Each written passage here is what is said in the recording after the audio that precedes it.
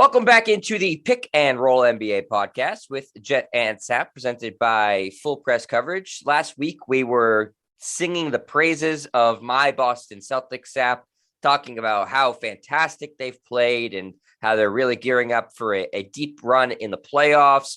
And we specifically highlighted their defense and the play of Rob Williams and how he was the key to the defense. And then on cue, Sap, about a day later, Rob Williams goes down with a meniscus tear, and he's going to be out about 4 to 6 weeks, which puts him in line for about the second round of the playoffs. Did we curse Rob Williams, Sep?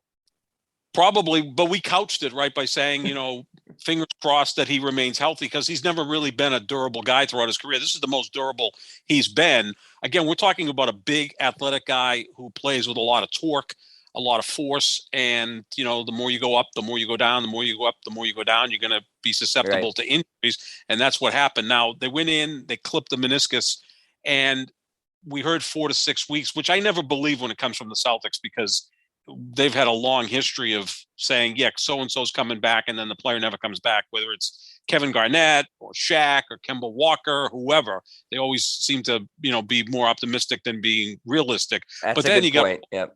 Yeah, then you got Woj tweeting out that the 4 to 6 weeks may actually be conservative, and he may be back even sooner. Now, the season ends a week from Sunday. They're not going to have to play in that play-in tournament, so they get a little break there. The earliest the second round could start, I believe, is April 28th. So if he can come back around that time, you could get him for that second round. Now it's a matter of seeing who you play in the first round, whether you're playing Toronto or, if you get up to the 2 or the 1 seed, maybe you're playing Brooklyn. So that's going to be worked out at the end of the regular season to see how the teams get seeded and then what happens in the play-in tournament. But I think he maybe avoided a scare, but I just hope it's not a quick fix for Rob Williams and that this flares up again, because that is always something that's in the back of your mind.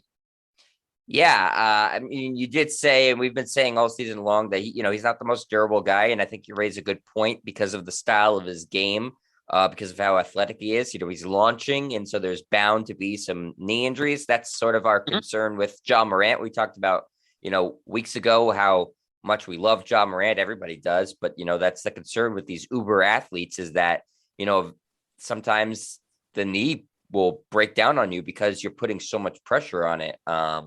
And that's what happened to Rob Williams. Now, it seems like they are fortunate, and he's fortunate, that they avoided a catastrophic injury, like an ACL, MCL tear, or something that takes 12 months to recover from.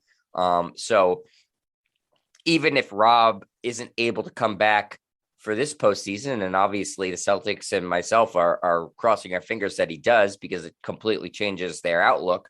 At least at the bare minimum, he should be totally fine for the start of next season. So it doesn't look like it's going to be an injury that impacts him for an extended period of time, which, that's the kiss of death if that sort of happens there. But it's like a comical, Sap, that we were literally one day talking about how much the team is revitalized because of Rob Williams and how their defense is, really structured around funneling the other team to Rob Williams. And then the next day he goes down. And this is not a new trend for the Celtics, Sap, who have gone like 6 or 7 postseasons in a row, entering the postseason missing a key player, a starter. It's like a curse, honestly, for a team that has a leprechaun as their logo. They have some awful luck. Yeah, Jaylen Brown last year, the year before in the bubble, Kemba Walker was kind of in and out. Gordon Hayward was kind of in and out. We remember in Kyrie's first season here, he got injured in March and never returned. Always something with the Celtics, without question. And this is a big blow, but I think they should be able to at least get through that first round, depending on who they play and where they play those games. I know we'll touch on that a bit later about the potential series against the Toronto Raptors and what impact the mandate would have on the Celtics, but that's going to be the big thing. If they can get through that first round and he's back by the end of April, then they'll be closer to being whole. But again, he's going to have to get his conditioning up, and he's going to have to be confident on that knee, because when you go in and get scoped like that, the recovery is never as easy as it appears. And then also the confidence factor is a big thing, especially for a big man like that who's so athletic. I mean, this isn't, if you're watching Jokic or Luca, you can see those guys. They're never going to have these types of breakdowns because they're not uber athletic. They kind of float along at their own pace. Well, Right. Rob Williams is a player who plays with a lot of force, among the league leaders in block shots and offensive rebounds, and a dynamite defensive player, very underrated offensive player. So you're always concerned when a player who's that big and that athletic, big guys don't tend to get healthier as their career goes longer. Very true. They don't. They often break down, and a lot of times you see it. It's a knee, it's a foot. Is typically the two things that really seem to bother those big guys. And yeah, they linger. So you hope that this isn't one that lingers, but Sap, in talking about and transitioning to talk about the Celtics and what they look like in the playoffs, at a available and healthy Rob Williams versus a not available Rob Williams completely, in my mind, changes what their ultimate outlook could be. In the first round, I agree with what you're saying in that, they could certainly get out of the first round without him, depending on their opponent. As of today, they would be the 3 seed, and Toronto would be their first round opponent, as they would be the 6 seed. It's still so damn close in the Eastern Conference, Sap, that the Celtics, with I believe 5 games remaining, could still be either the 1 seed, or they could fall all the way down to the 5 seed. There's really not a whole lot of separation there. They're right now they're 47-30. The team ahead of them, Milwaukee, is 48-28. The team right below them, Philadelphia, is 46-30. So just a half game behind them. Chicago's 45-32. So you can't really prognosticate who their playoff opponent is going to be, other than they are not going to have to play in the play-in, because the East, as we've talked about for about 2 months now, remains just razor thin in terms of the margin. So we'll have to see but all we could do, Sap, is take it what it is today, which, like I said, would be they're the 3 seed and Toronto's the 6 seed. We'll talk about the vaccination and Canada stuff in 1 second, but if that is the matchup, the Celtics certainly can beat Toronto without Rob Williams. If that's their opponent in the first round, which, again, that's all we can do is speculate right now. If that's their opponent in the first round, they're fully capable of being able and would be expected to beat Toronto without Rob Williams. Yeah, because they'd have home court advantage. They went up earlier in the week without Jaylen Brown, Jason Tatum, Al Horford, and Rob Williams, 4/5 of their starters, and lost in overtime to Toronto. Now, Pascal Siakam had 40 points that night, most of them coming within 6 feet of the basket. If you have Rob Williams, he's not going to be able to do that against the Celtics. So either way, Williams will not be available for that first series. But I think it's a bigger concern about what the Celtics will be able to bring to Toronto if they play the Raptors in that first round. Yeah, so this has come up now as a story in the past week, basically because the Celtics didn't bring most of their team to Toronto. Like, seriously, I mean, I follow this team religiously, and I was like scratching my head and squinting my eyes at some of the guys that were on the bench and on the court. I was like, really? I have no idea who this person is. So that led to speculation with, okay, you can't travel to Canada right now if you're unvaccinated. That's a law that they have in Canada. And so there was a lot of speculation with, okay, well, the Celtics didn't travel with a lot of these guys. It was the second night of a back-to-back. There were some weird explanations for the absence of them. Like, Al Horford, it was personal reasons. Jason Tatum and Jaylen Brown, it was some made-up injury. And so that led to, I believe it was Brian Windhorst, Sap, who said that the Celtics may have some issues with vaccinations, as do the 76ers, the two very probable opponents of the Toronto Raptors, which would obviously put into flux the entire series if some of these guys can't play. As far as the Celtics vaccinations go, the team, and even I saw this today, Brad Stevens was on Toucher and Rich, which was on the local radio here in Boston. The team won't comment on it. He won't comment on it. And the players won't comment on it. So they're not going to say. Jason Tatum has been on record saying he's vaccinated. So take that for whatever it's worth. Al Horford was asked about this the other night, and he didn't say if he was vaccinated or not, but he said he understands and that he'd be available to play in Toronto should they play Toronto. Whether that means he's vaccinated or would get vaccinated, your guess is as good as mine. The player that seems to really be in question here is Jaylen Brown. There seems to be conflicting reports where he alluded to the fact he's been vaccinated, but he hasn't confirmed it. He's alluded to supporting people who aren't vaccinated. I don't know. I think that's the fact that they won't comment on it and someone won't confirm it seems to strongly indicate that they're not vaccinated. Yeah, I mean, when Windhorst reached out to Miami and Milwaukee, they said everyone's vaccinated. So they put any kind of rumors to rest. The Celtics and the 76ers said no comment, which would lead you to believe there are some players not vaccinated. Now, Chris Mannix, who covers this league and this team, pretty thoroughly, was on, I believe, Canadian television the other night, and he's under the impression that Horford and Brown are not vaccinated. Smart's definitely vaccinated because he played in Toronto. Tatum is supposedly vaccinated. But from what Chris Mannix was saying, that Brown and Horford may not be vaccinated. Now, you can get the vaccine. If you get the one-shot Johnson & Johnson, I don't even know if that's still available. If not, you get the Pfizer or the Moderna, and then there's a second shot involved. I mean, if you get the first shot, is that now considered vaccinated? I don't know. I don't know what the laws are in Canada. Obviously, they'd be a little relaxed in New York City, which has allowed Kyrie Irving to play the home games as well as the road games. But this could be obviously a problem, for Philadelphia or the Celtics, whoever plays Toronto. So, you're probably hoping that you don't match up with them so it doesn't have to rear its ugly head and let Philadelphia play them. Or if Toronto falls back to the 7 seed and has to go through the play-in, and maybe they got to deal with Brooklyn in a game, and then we know Kyrie's not vaccinated. So, this is going to be part of the story in the play-in and in the postseason, something that the NFL was pretty good at avoiding. Now, whether they just hushed everything or they just, I believe, just stopped testing. That's what they did. They stopped testing. They would just stop testing. It's like, okay, we're going to the playoffs. We're not going to deal with this anymore. And they plowed through it. I don't know what's going to happen with the NBA because now we're dealing with a different country. And no one's with a completely different government. So. Right. Canada's not going to be pushed around. If anything, they'll hold stronger. And that's going to be a concern for the Celtics going forward. If you're a Celtics fan, you hope they're either vaccinated or you don't face them. Those are the two best options. Sure. And as a Celtics fan and a Kyrie hater, I've been obviously incredibly vocal about how dumb I think he is and selfish I think he is. And, there's a slight difference because I think Kyrie has been extremely vocal about not getting vaccinated. And I think that using his platform to essentially promote not getting vaccinated, I think is about the worst thing you can do.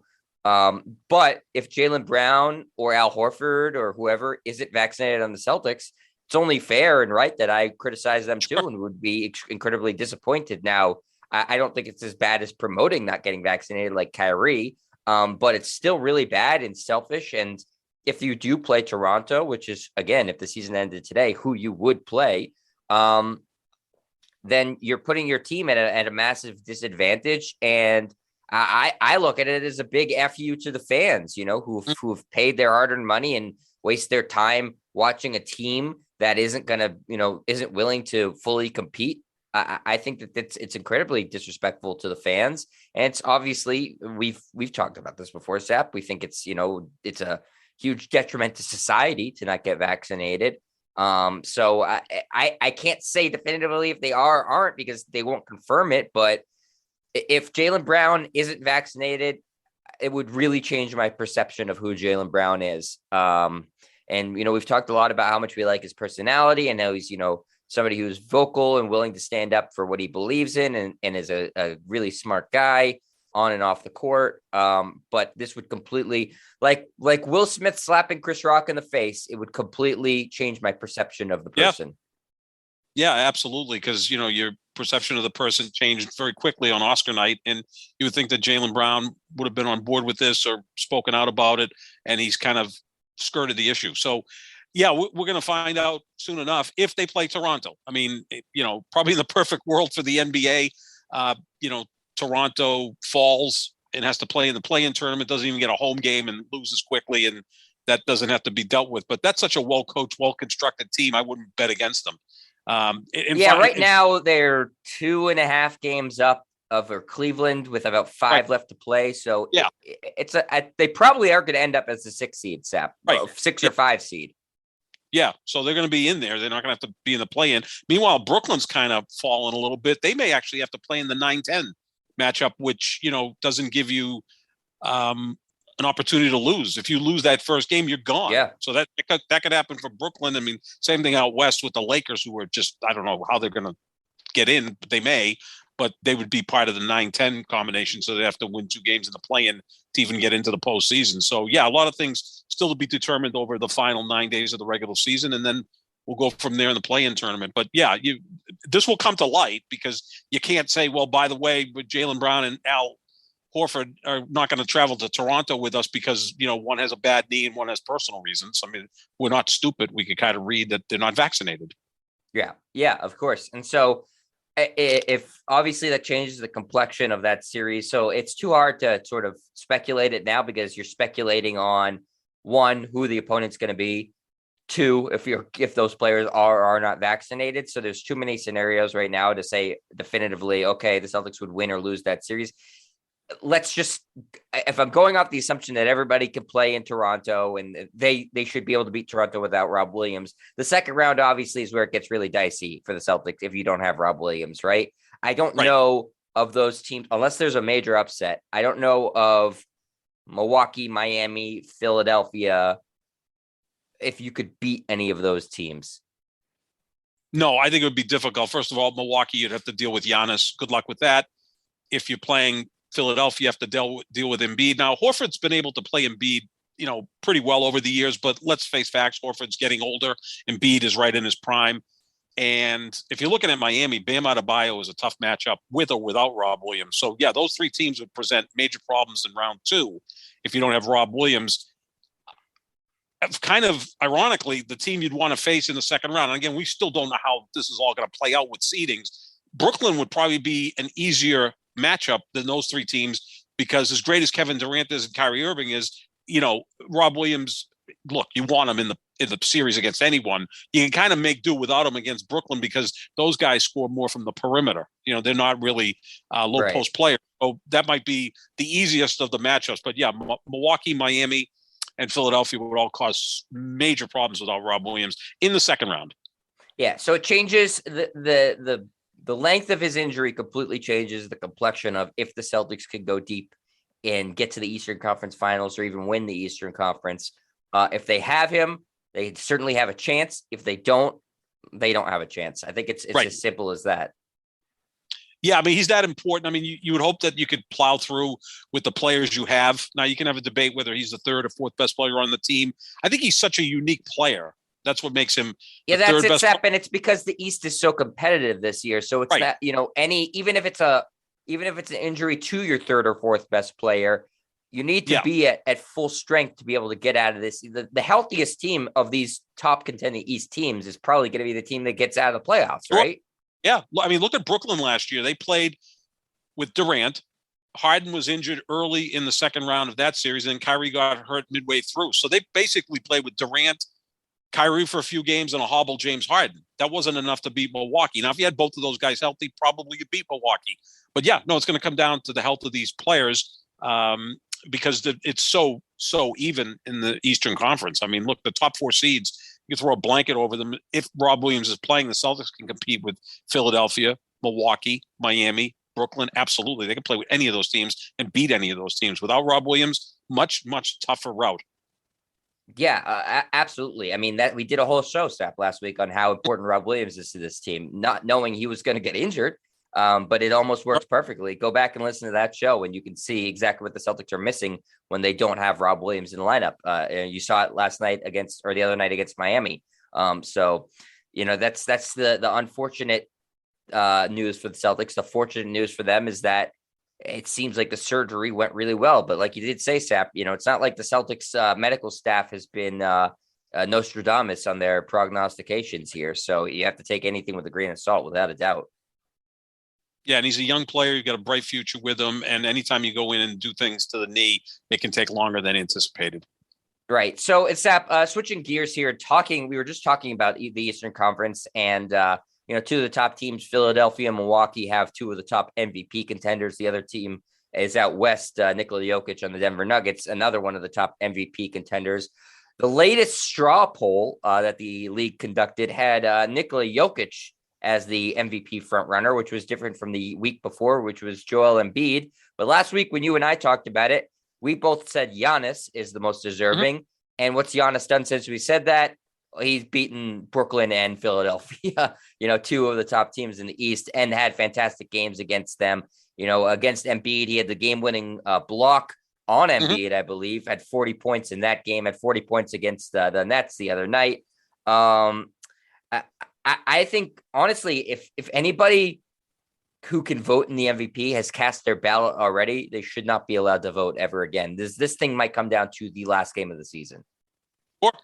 Oh, without question. I think the three are pretty even. Although, to be honest with you, I think it's Giannis's MVP to lose, although it appears that Jokic is the favorite right now. Look, what Giannis did just last week shows what a most valuable player does. He nearly outscored Kyrie and Durant by himself in that matchup against Brooklyn. He's hitting a game-tying three. He's blocking shots. He's rebounding. I mean, he's putting up ridiculous numbers on a consistent basis. It's like every night is 34, 14, and 7. And, oh, by the way, he may be the best defensive player in the league. He's the best player in the league, I think, by a solid stretch. Now, that doesn't mean he's going to be the MVP every year. That's not necessarily the case. But he's a much better defender than Jokic. I think he's a better defender than Embiid. He scores as much, if not more, than those guys. He rebounds as much as Embiid and just a little below Jokic, and he can pass. He's a better passer than Embiid. Maybe doesn't get as many assists as Jokic, but the difference is on the defensive end, and he's got his team fighting for the number one seed in the East. Denver's 5-6 seed out west. That's good, but that's not really MVP worthy. I think it's Giannis's award. I don't even know what the big discussion is, other than the fact that for some reason people don't embrace this guy. And I was telling you earlier, JJ Redick has a really good podcast. He had Joel Embiid on, and he said, Joel, you're one of the three best players in the world. There's you, there's Jokic, and there's Kevin Durant. And Embiid even said, well, what about Giannis? And JJ Redick said, well, he's a level below. I'm like, what are we all watching here? Like, what does Giannis not do that doesn't make him the best player in basketball? I mean, I've seen two guys in all the years that I've watched basketball who have won a scoring title while they've also been maybe the best defensive player in the league at that time, Michael Jordan and LeBron James. You can make a case that Giannis, if he wins a scoring title this year, is also the best defensive player in the league. I don't know what more the guy has to do, but I kind of think, Jet, with Giannis, it's because he didn't come through AAU.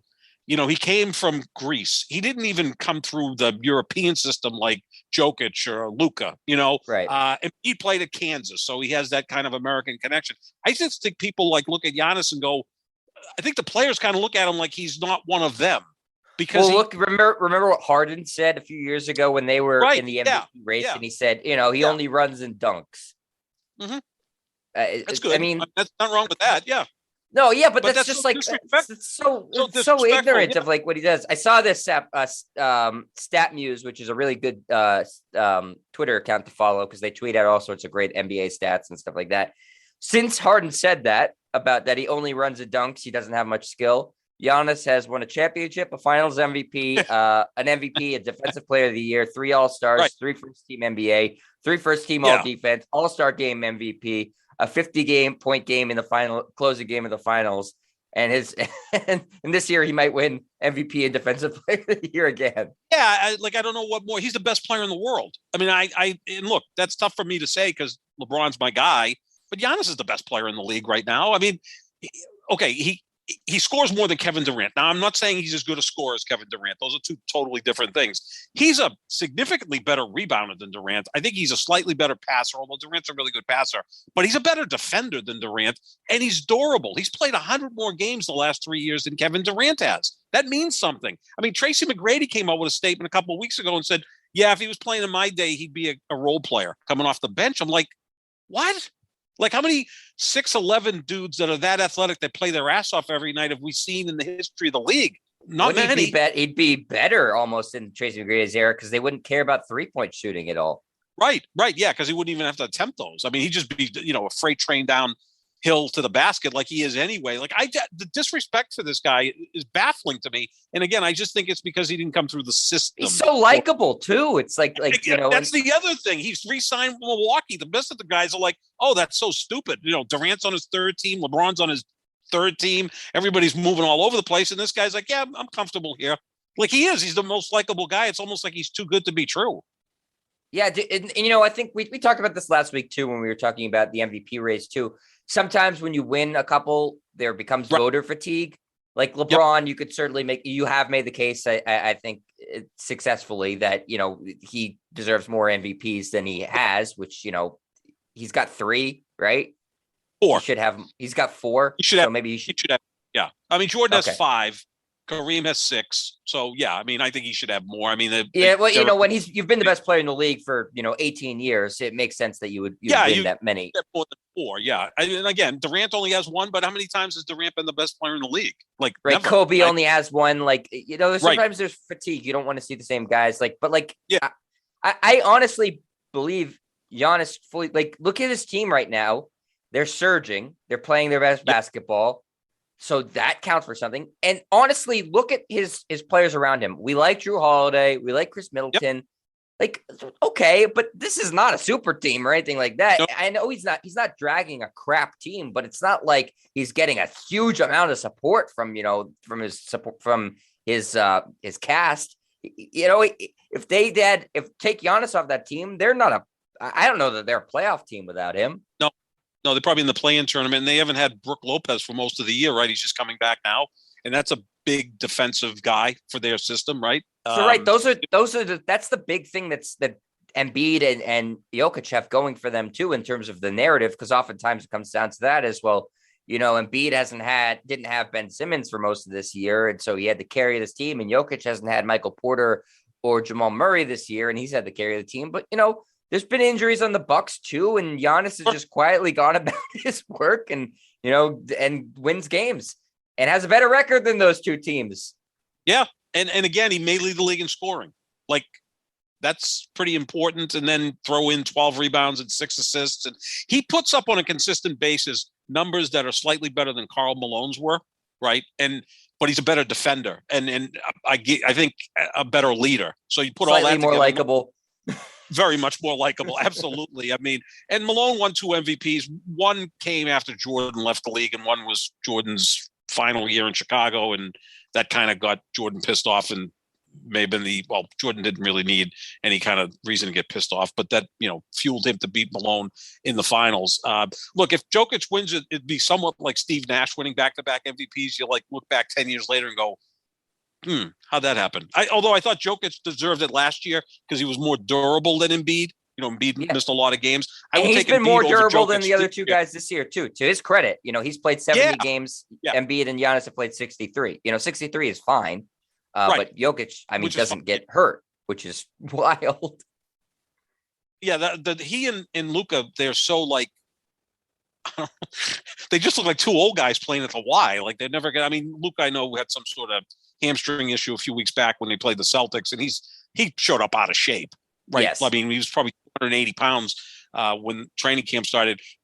Jokic, I don't even know what kind of shape he's in. He just looks like a guy. Like he just looks like your neighbor who tends to be a foot taller than the average man. But yeah, he's very durable. I had the 3 of those guys to be should finish 1, 2, 3, and I think after that, Luka, Jason Tatum, and Devin Booker are probably the next 3 guys, because Ja Morant, although we put him up there a couple months ago, they're 19-2 in 21 games he's missed. So he's missed too many games. Mm-hmm. Last thing I want to say, Sap, about Giannis before we move on to our last topic. His team and himself play best in these big games, it seems like. Yes. Which that's the mark of a true, not star, superstar. When you have the biggest games, you win and you play and you ball out. You play fantastic. And he's had 2 in the past week. We said 2 marquee games, 2 humongous games against Brooklyn and against Philadelphia. One of both was the best player on the court in both of those games. So I don't know what more you want from the guy. Yeah, it was weird. I mean, he won the back-to-back MVPs, and they kind of underachieved in the postseason. And people were like, "Well, this guy's great in the regular season, doesn't translate to the postseason." And then last year happened. I mean, he scored 50 in the game six clinching win over Phoenix. He was 17 of 19 from the free throw line, which was his Achilles heel, and now he's up to 73% this year.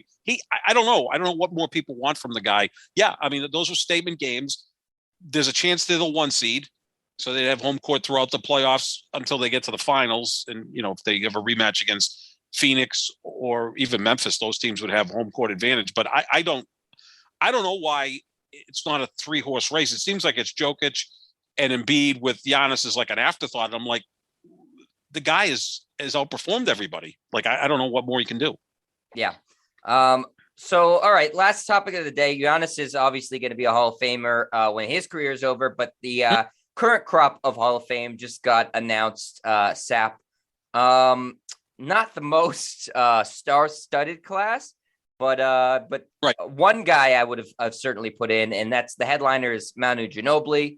The other person for other NBA guy who gets in is Tim Hardaway. Swin Cash, one of the greatest female basketball players of all time. She gets in. George Karl, former coach of a lot of teams, guy who is won a lot of games, not necessarily the most popular coach. I know he's had issues with a lot of players, but he gets in. And Bob Huggins, who's coached in college for a very, very long time and been outstanding, he also gets in. Sap, what do you think of this class? Well, Ginobili, he deserves to be in the Hall of Fame because he was a big part of 4 championship teams, right? And he was a multiple-time All-Star. He was just such a great clutch player. And then again, you bring in the international flavor as well, so he belongs in there. There's and no the question. gold medal. And the gold medal this year in 2004. That was massive, right? That was massive. So I have no problem with him. Hardaway, I put Hardaway in the same thing. I keep rooting for my guy Marcus Johnson to get in, but he's probably 100 to 150 games short. He had only 691 games in his career, so I think he got to be around 800 to really qualify. That's like 10 full seasons. Although Bill Walton's less than that, but Bill Walton was such an impactful player, especially in college, that he belongs in the Hall of Fame. Hardaway, I thought he was going to get a little backlash because he had some homophobic statements a few years ago, but that didn't seem to really factor in. And I think he belongs in the Hall of Fame. Everybody seems to make it. So, you look at that Golden State team, you have Mitch Richmond, Tim Hardaway, and Chris Mullin all in the Hall of Fame, and they didn't even make it to a finals. But that's the NBA. That's the basketball Hall of Fame. I hate the Hall of Fame now in terms of just let everybody in. I think Ginobili, to me, that makes sense because of, what he accomplished in terms of winning. He was just, I think every season he played, he played from San Antonio from 02-03 to 17-18. Every season they won more than 50 games. So, that counts for something. Obviously, Tim Duncan was there, which helps. But, he impacted winning, was one of the greatest, I'd say, 6 men ever to play in the NBA. Obviously, we know what he did internationally. He had massive games in the playoffs and then the finals. His stats certainly don't pop out at you where you go, oh, wow, holy crap. He averaged 13 points a game for his career. But if you watch him in the big games and obviously the 4 titles, the gold medal, it's the sum of his career. So if you look at the whole story, I say, yeah, absolutely, he should get in. Tim Hardaway, I wouldn't have put in. He's 17 points a game for his career, 17.7, 3 rebounds, 8 assists. I think he's top 15 all time in assists, I believe, which is, obviously pretty good. He didn't shoot as high of a percentage from 3 as I thought. I think of Tim Hardaway as this 3-point gunner. And I guess in that era that he played in, shooting 35% from 3 was really, really good based on the volume. But that's his career 3-point percentage, Sap, 35, which is around where Marcus Smart's is. Yeah, it's nothing great. And again, the 3-point shot was not as prevalent back then as it is now. If you've got Basketball Reference open, do a comparison of Tim Hardaway and Kevin Johnson. And Kevin Johnson never gets any love to potentially be in the Hall of Fame. He was a lightning quick point guard. Originally drafted by Cleveland, traded to Phoenix. He he was probably end to end as fast as any point guard I've ever seen. But I don't think his numbers are that far behind Tim Hardaway's. Kevin Johnson averaged 0.2 more points per game than him. Averaged more assists per game than him. That's the same rebounds, and shot worse from three, but 17.9 points per game, 1.5 steals, 9 assists, 3.3 rebounds per game. Tim Hardaway's 17.7 points, 8.2 assists, so an assist fewer, 1.6. They have basically identical stats. Total games played for Tim Hardaway, 867. Total games played for Kevin Johnson, 623. That's regular season. That's the thing. I think. Yeah. See, that's the problem. Same thing with Kevin Johnson, Marcus Johnson. If you don't get to 800 games, you'd better be like Kawhi Leonard doesn't have 800 games yet, and he's going to be a Hall of Famer, but he's got 2 Finals MVPs, right? Defensive Player of the Year. Bill Walton's all-time great, and then you throw in college as well. So yeah, if Kevin Johnson had played a couple more years, he would have got in just like Tim Hardaway. But as far as George Karl, I mean, he accumulated a ton of wins, didn't win a championship, but was a good coach. And as far as Bob Huggins, I mean, he didn't even win a national championship, which just goes back to me saying and you agreeing that it seems like everybody gets into the Basketball Hall of Fame. Yeah, I think we did a segment when we were doing Herald Radio years back about me restructuring the Basketball Hall of Fame, and I think I cut about 50% of the people in there. It's too easy. It's too easy. Yeah. Okay, Sap, again, if you on the surface, okay, like you just said, that Golden State Warriors team had 3 Hall of Famers on it. So you would think, a team had 3 Hall of Famers on it. How many championships did they win? Yeah. Did they even make the conference finals? Oh, I think maybe once. But again, they were playing.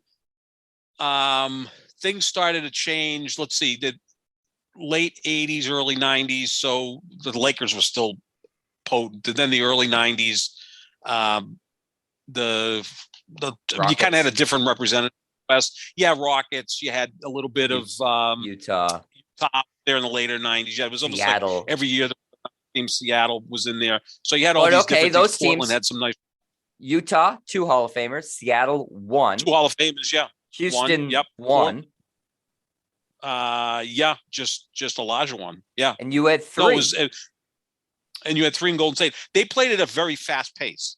So their numbers may have been inflated. It's almost like putting baseball players that played in Colorado in the Hall of Fame, because Golden State played at an incredible pace back then. They were a fun team to watch. I mean, but to baseball's credit, Sap, they don't do that. They don't put the Colorado Rockies in the Hall of Fame typically. Yeah, hopefully not. I mean, they did put Larry Walker in, but he had some good stats outside of Colorado. They didn't put Todd Helton in.